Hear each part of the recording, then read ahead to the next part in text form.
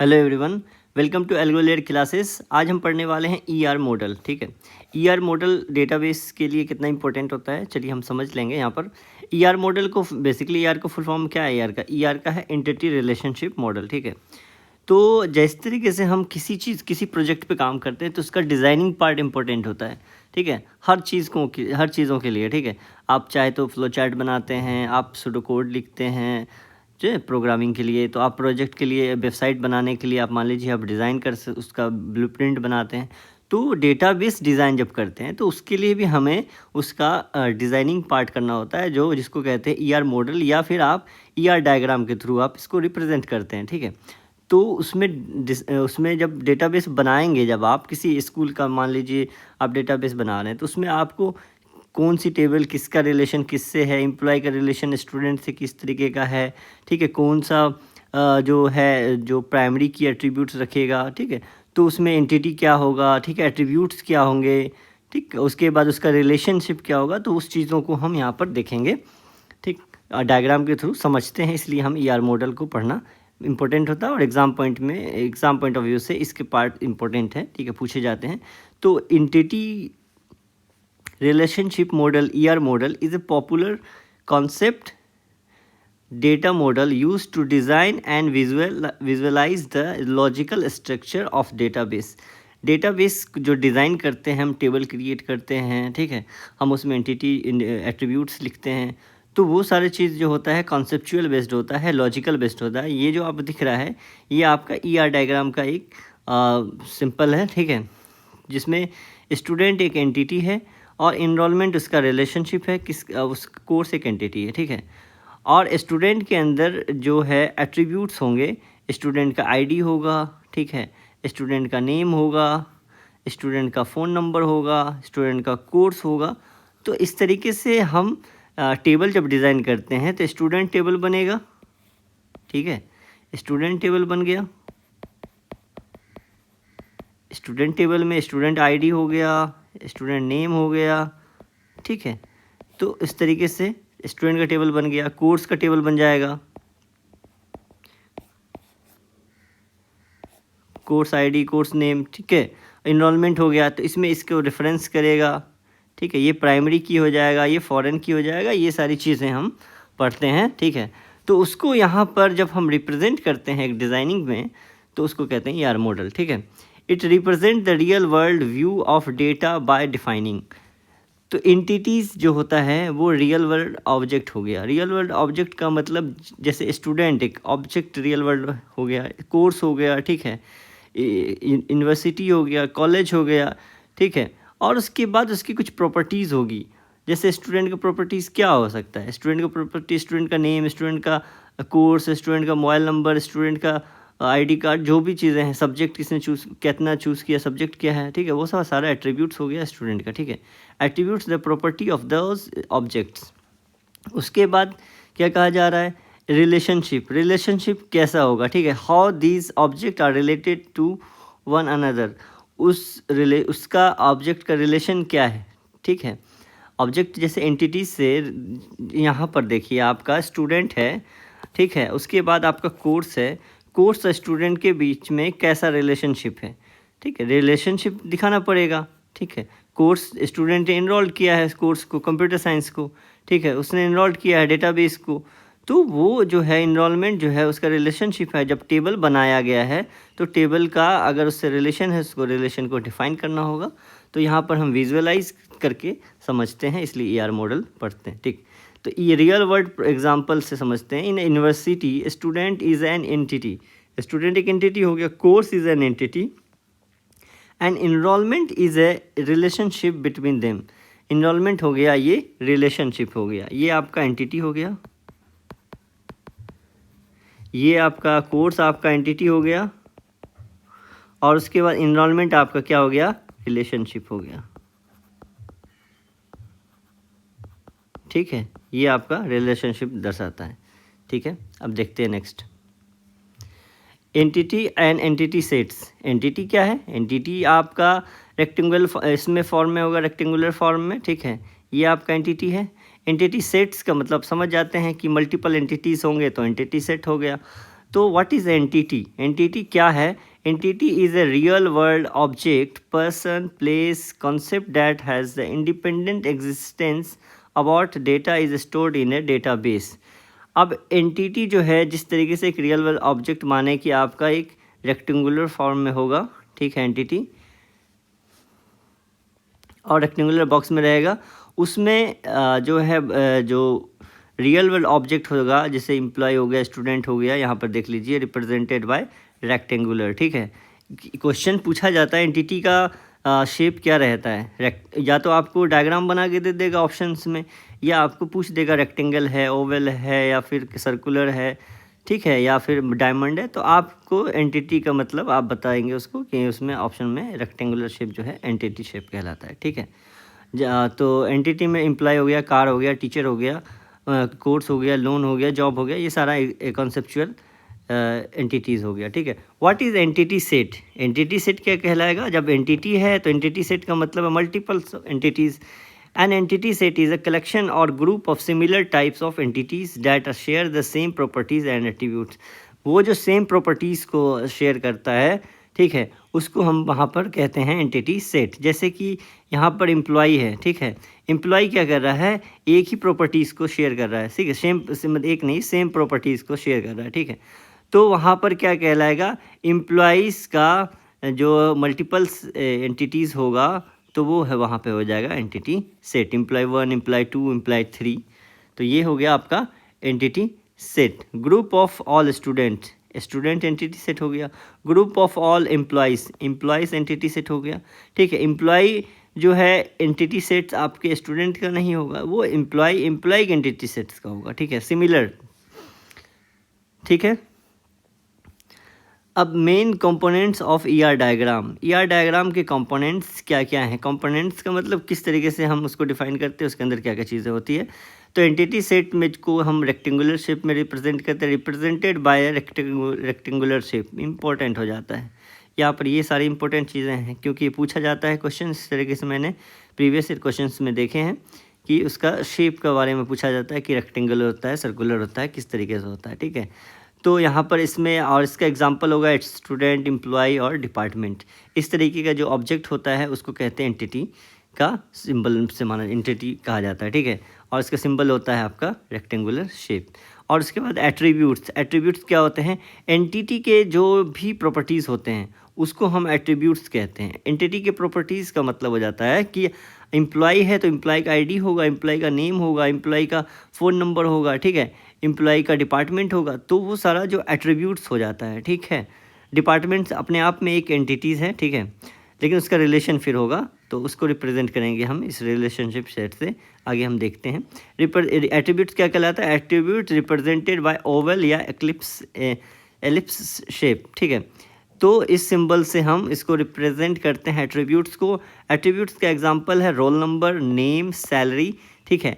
तो roll number, name, salary किसका हो सकता है? एम्प्लॉय का होगा। एम्प्लॉय अपने आप में एट्रीब्यूट एंटिटी है, और उसका रोल नंबर, नेम, शेप, ये सारी चीज़ें जो है उसका एट्रीब्यूट्स हो गया, ठीक है, उसकी प्रॉपर्टीज़ हो गई। तो वो एट्रीब्यूट को इस तरीके से डिफाइन किया जाता है। और इसके भी कई प्रकार होते हैं, वो आगे हम देखेंगे कि कुछ होता है वीक एट्रीब्यूट्स, कुछ होता है किस तरीके से हम देखते हैं, ठीक है। Strong entities, weak entities. और रिलेशनशिप क्या क्या कहलाता है? रिलेशनशिप सेट जो है रिप्रेजेंट किया जाता है डायमंड शेप से, ठीक है। बाकी ये सब देखिए आपका बहुत बेसिक है, बस ये रिवाइज करने के लिए इम्पोर्टेंट है कि आपको जानना है। एक बार विजुअल हो जाता है आपको तो क्लियर रहेगा कि रिलेशनशिप सेट जो होता है डायमंड शेप का होता है, और इससे रिलेशनशिप सेट हम डिफाइन करते हैं, ठीक है। जैसे यहाँ पर है एम्प्लॉय वर्क्स फॉर इनरोल्स मैनेजेस, ठीक है, यानी कि आप किसके लिए काम करते हैं उसका रिलेशन हो गया। इनरोलमेंट, स्टूडेंट कहाँ इनरोल किया है, ठीक है, उसका रिलेशन हो गया। मैनेज कर रहा है क्या क्या चीज़ें, ठीक है। तो वो सारी चीज़ें आपका यहाँ पे रिलेशनशिप दर्शाती है डायमंड के फॉर्म में, तो उसको कहते हैं रिलेशनशिप सेट, ठीक है।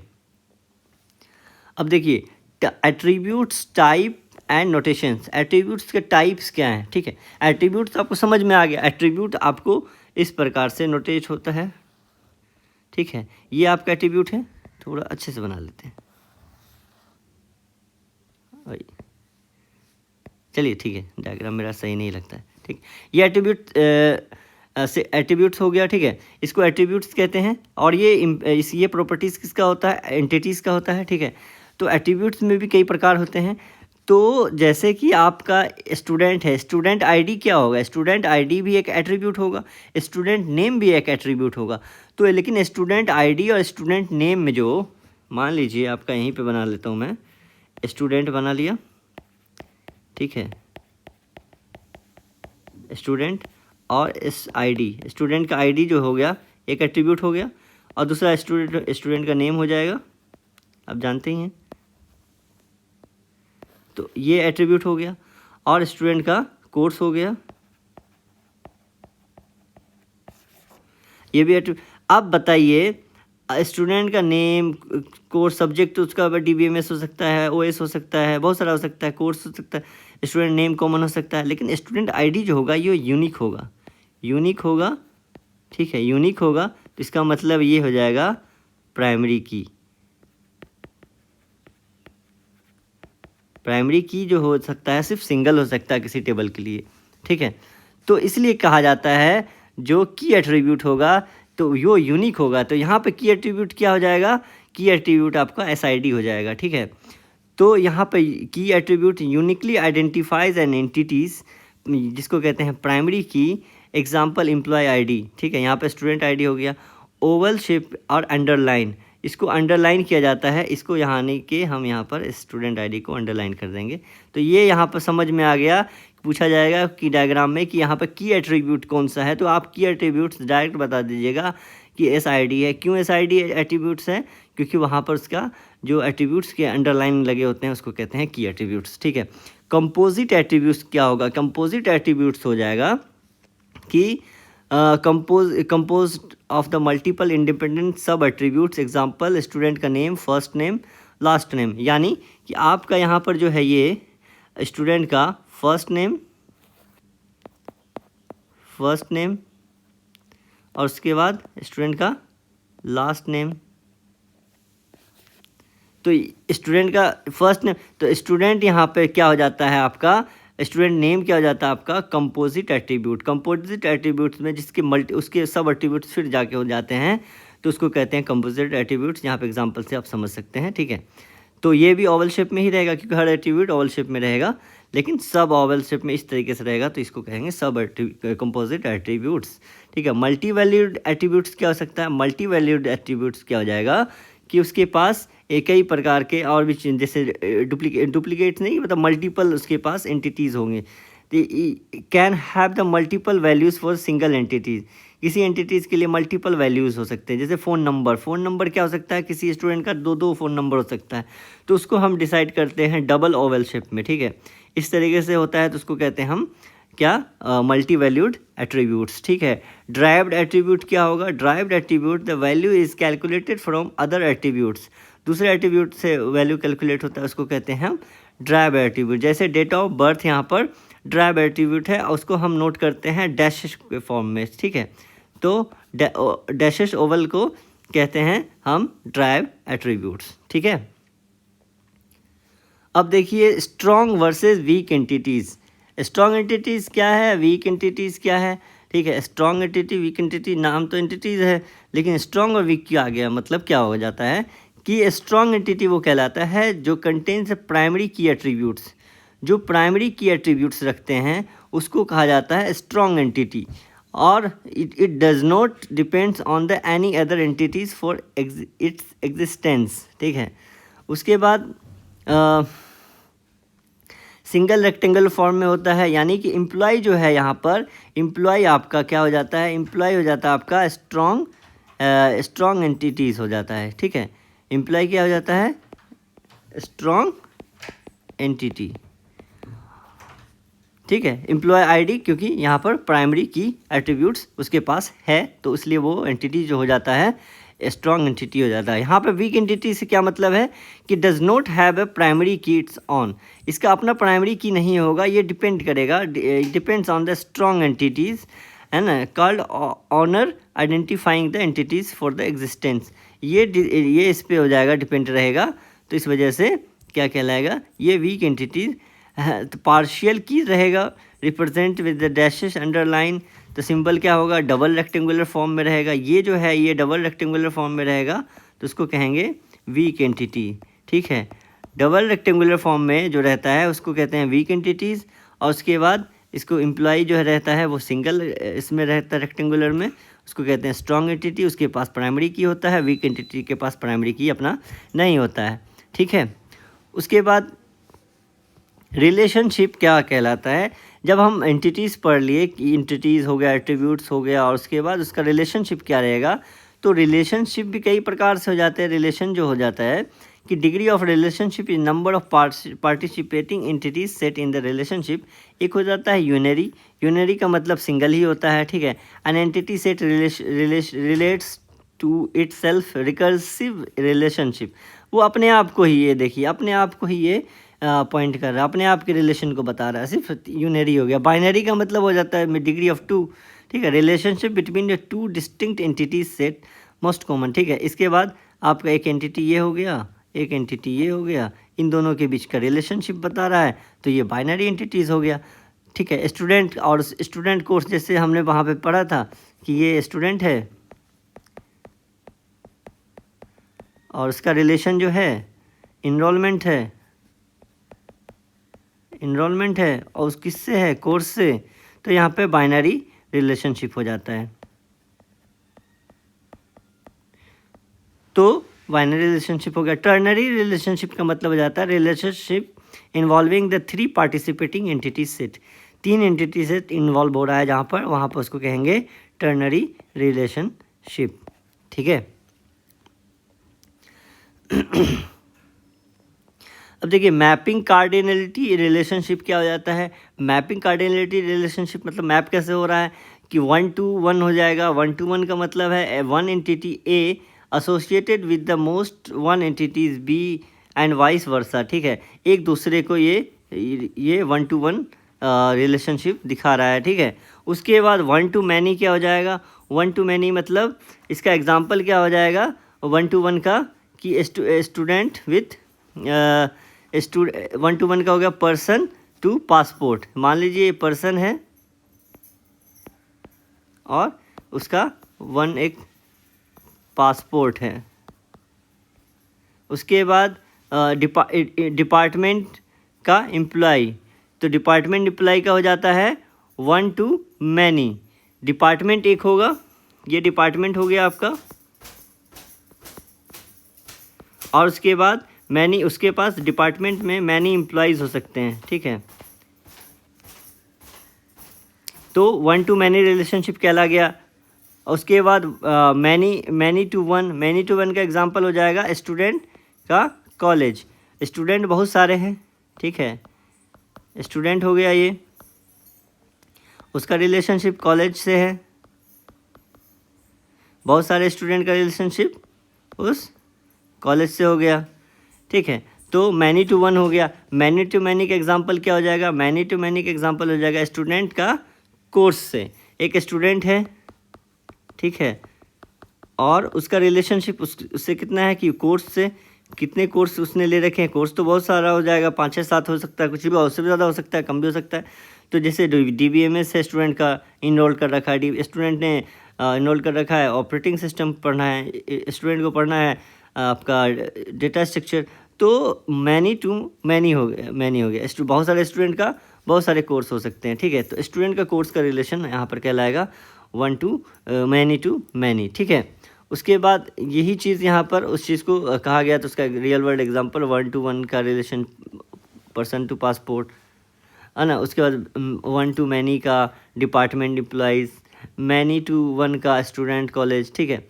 तो आप इस चीज़ को देख लीजिए, a person holds 1 valid passport और 1 passport belong to only 1 person, ठीक है।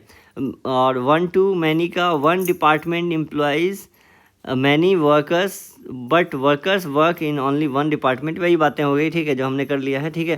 Cardinality defines the maximum number of time instant the entities can relate instant another entities, ठीक है। कार्डिनलिटी क्या होता है कि वो डिफाइन करता है कि जैसे कि वो रिलेशन पर्सन का पार्ट्स 1 to 1 रिलेशनशिप है, ठीक है, 1 to टेबल जब हम बनाते हैं तो उसमें हम उसको रिलेशनशिप को कार्डिनलिटी रिलेशनशिप को भी दर्शाते हैं, ठीक है। उसके बाद फिर आप देखिएगा ये कंप्लीट ER डायग्राम का एक एग्जांपल है, ठीक है, जिस एग्जांपल से हम समझते हैं कि जैसे स्टूडेंट एक एंटिटी है और कोर्स एक एंटिटी है, उसका रिलेशनशिप जो है आप इसको खुद समझ जाइएगा कि अभी तक आपने पढ़ा है। तो ये एक एंटिटी है स्टूडेंट, ठीक है, ये आपका रिलेशन है, ये भी आपका एंटिटी है कोर्स, और उसके बाद ये आपका एट्रीब्यूट्स है। ये कौन सा एट्रीब्यूट्स है? इसको कहते हैं की एट्रीब्यूट्स।